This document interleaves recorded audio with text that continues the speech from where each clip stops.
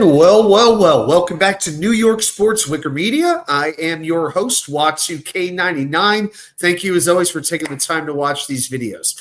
So free agency, as I'm recording, is now 9 hours into the tampering period. It's about 9 p.m. on Monday night, and a whole lot of news has come down, as it always seems to in the NFL, unlike in other leagues. And the Jets did not make a ton of headlines compared to some of these other teams. You know, Chicago's done a lot. New England has done a ridiculous amount. Jacksonville's made a bunch of moves as well. Indianapolis, Minnesota. A lot of teams making some moves and a lot of teams not doing too much either. And on one hand, I think about it, the Jets had a ton of cap space to work with. They had about $50 million coming into this free agency period, ninth most in the league. However, they had over 20 free agents. So it's not a situation where they could just sign 3 or 4 players and you would feel pretty good about the top of this roster, and then you fill it out with depth. Now, this team needs a number of starters. And I think one of the things that I had to come to terms with early on in this offseason is that this will not be a complete team. This will not be a fully deep roster going into the 2025 season. But you need to take some very serious steps in the right direction. So what you do, you see what is out there in the market, and you take advantage where you can. You don't reach to take a right tackle if there isn't a great right tackle out there to be taken. And now that the Jets have lost Morgan Moses, well, it definitely puts their backs against the wall as far as finishing up that offensive line. But I want to talk a little bit about the different moves that the Jets have made. We'll get into it in more depth on the Wednesday night live show. Join me at 6 p.m. And at that point, we'll have a more comprehensive look at free agency. But a couple of things. I was very happy that they signed Justin Fields. Now, I am not the biggest Justin Fields fan in the world, but considering what was out there on the free agent market, I thought he was the best option available. And the truth is, his numbers continue to get better, whether it's his sack numbers, his turnover numbers, his win-loss record.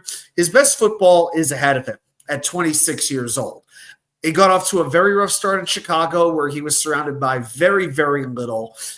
Went over to Pittsburgh. I think he had a chance to grow up over there, had some excellent coaching, and was playing quarterback, I thought, pretty well for Pittsburgh before he got yanked by Mike Tomlin with a 4-2 record. So I'm not surprised that Justin Fields left, and it makes sense. He wants an opportunity to start, and I think he's earned that opportunity to start, and now it's going to be with the New York Jets. And even though it's for a 2-year deal, he will have every opportunity to play well enough to tell the Jets, hey, you know what? You don't need to go out and get a quarterback this year or next year. I'm your guy. Justin Fields will have every chance to prove that. And again, I don't think we've seen his best football yet. Whereas if they had signed, say, a Kirk Cousins, a Marcus Mariota, a Jimmy Garoppolo, this kind of guy, you know, there's absolutely nothing inspiring about those signings whatsoever. But Justin Fields, I can have a little bit of optimism that he can continue to grow. And then the only other signing they had, I'm going to get to Jamie Sherwood, but, you know, he in the future. But, you know, Sherwood was already on the team. They bring in Brandon Stephens as their new quarterback 2 to replace DJ Reed, who went ahead and signed with the Detroit Lions. Good for DJ. He deserves it. So Stephens, I like players that come from Baltimore because they know how to do their business. They know how to develop players. So Stephens gets 3 years, $36 million, $23 million of that guaranteed. Didn't exactly have a great season last year. Allowed 66 catches, 906 yards, second most among cornerbacks. But when you have a secondary as good as Baltimore has, with the likes of Marlon Humphrey and Kyle Hamilton and Marcus Williams, you got to go somewhere. Gave up 4 touchdowns, did not record an interception, allowed a passer rating of 107, 7 penalties. He did have 10 pass breakups, if that gets you excited. But still very young, 26 years old, so clearly we see a pattern. The Jets are prioritizing younger players in free agency, so Darren Muji certainly has that in common with Joe Douglas, so I agree with that. I don't think this is an organization that is looking for 30-year-olds that is one piece away from contention. You want building blocks for the long term. So am I excited about Brandon Stephens? No. I really would have liked to have seen Carlton Davis come here. But, hey, 3 years, $60 million from New England, who was, spending money like they're in freaking Congress. Good Lord. But you know what? I'm willing to take, if there's a position I'm willing to take a chance on, it's cornerback, because I got the confidence that Aaron Glenn sees something in this player if he wanted him on this team. So I'm going to give him the benefit of the doubt on that. Let's see what Brandon Stephens does. But when you have Sauce Gardner and you have Michael Carter II, you got something to work with at corner. So those are the only two signings that they've had. Now, to me, there's no doubt there are still very notable holes. They still need multiple wide receivers. They need, I believe, multiple tight ends. They need a right tackle, and that's just on offense. On defense, you need a defensive tackle, probably two. You need pretty good at linebacker. You need, I would say, at least two safeties at this point. All right, and the Jets did tender an offer to Tony Adams, so I am glad that they did that. Oh, and by the way, they might need a kicker also. So there are a lot of moves to make between the draft and free agency. You're not going to see solutions at all of them. In some of them, you'll just have some placeholders for this year. But I wanted to come on here and talk about a couple of players available in free agency as of Monday night that I think the Jets can target who won't break the bank. Because remember, they're paying Fields $20 million a year. They're paying Stephens $12 million a year. That leaves the Jets with about $20 million to work with as of now. So you can't be breaking the bank on a lot of these players. So one player that I would target is Tim Patrick, a wide receiver. He's been getting talked about a lot. I've said before, he is the one player where it's a position of need. Darren Muji knows him and Aaron Glenn knows him, because he has time played in both Denver and Detroit. And Tim Patrick made a lot of big plays for Detroit in that complementary role. 33 catches on 44 targets, 394 yards, 3 touchdowns. He's 6'4", 212 pounds, has a drop rate of under 4% over his last 4 seasons. So he's good, he's reliable, and I got to tell you, the longer that drags out, the more nervous I'll be that the Jets aren't going to be able to sign him, because I hope they sign him very, very soon. But the wide receiver market has been moving very slowly. You look at players who are still out there: Stephon Diggs, Keenan Allen, Cooper Kupp, DeAndre Hopkins, Deontay Johnson, who's a bit of a head case. But anyway, Mike Williams as well. The wide receiver market is not exactly moving. Who has been signing? Guys like Braxton Berrios, signed a deal with Houston. So it might take a little bit longer for that market to move, but it doesn't make sense to me for the Jets to go after some 30-something wide receiver unless it's on maybe a 1-year contract. Don't forget, during the 2026 season, Aaron Rodgers has a $35 million cap hit counting against the Jets cap. I may have said that weird, but you know what I mean. A $35 million dead cap hit for the Jets because of the Rodgers contract. So you're not going to be, I don't think they're going to delve out a huge multi-year contract to a wide receiver. I just don't think it makes sense. So just give me a good complimentary wide receiver. I'm not asking for Devontae Adams, the sequel here, because that's not about to happen. But a good, reliable wide receiver who can complement Garrett, and let's go from there. At offensive tackle, the offensive tackle market is absolutely barren, and the draft class does not look a heck of a lot better. But now that Morgan Moses has signed a 3-year deal with New England, the Jets have a hole, and God knows Carter Warren and Max Mitchell cannot be, the front runners to fill that job.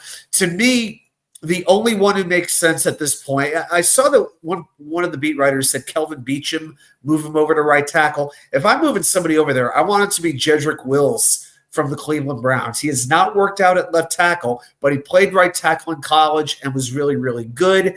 And as somebody who was benched last year and I think has something to prove, I think it could work. I think it's a chance we're taking. I'm not interested in somebody like a George Fant or a David Quessenberry or a Trenton Brown. I want some young guys with some upside who have something to prove. Justin Fields is a guy like that. Jedrick Wills would be a guy like that. So that is what I would be looking for over there. One more player on offense. I look at the tight end position, and that's about as uninspiring as wide receiver. I mean, Juwan Johnson is still out there on the market, but what are we looking at here? There's the option of bringing back Tyler Conklin, Gerald Everett, Harrison Bryant. Evan Ingram is out there. He was released by Jacksonville. He's a good receiving target, but I think he's going to want in upwards of $10 million. He made $12 million last year. And he's not exactly known for his blocking. And I'll tell you what, in an offense that is going to rely on RPOs with Justin Fields' ability, you need blockers. Not just the offensive line, but at tight end. So if you are a tight end that is all reception, no blocker, you better be exceptional. And there aren't too many of those. And Evan Engram, I don't know about him. I don't know if he's the right fit. I want to go back to the idea of trading for Michael Mayer from the Raiders. The talk out there is the Raiders are shopping him. Obviously, he's going to be no more than a tight end number 2 with the emergence of Brock Bowers, but Mayer is an excellent inline blocking tight end, and I'm pretty sure the Jets are keeping Jeremy Ruckert now. Not that we want him, but the fact that Justin Fields is there and he gets to reunite with his old college quarterback, does Ruckert, you know what? Okay, I can understand that he would come back, but he has to earn every snap that he gets. So I need, with these 2 tight ends, a blocking one and a receiving one. Okay, and if they double dip at the draft, I'm fine with that. Then I would go there, but hopefully Tyler Warren will be that guy. But I would explore the idea of trading for Michael Mayer. And the Raiders could always say no question about it. But there really aren't great blocking tight ends out there in free agency, and I just think that is a huge priority for the Jets at this point. And on the defensive side of the ball, I'll give you 2 names.